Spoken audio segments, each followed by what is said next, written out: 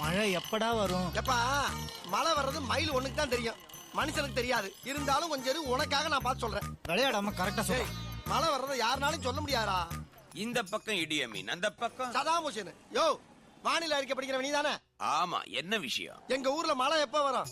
இப்போதைக்கு வராது. ஏயா ஊர் வேற நான் சொல்ல பதில் சொல்ற? எந்த ஊரா இருந்தா என்ன, நடுவர்ல பிடிச்சா வராது.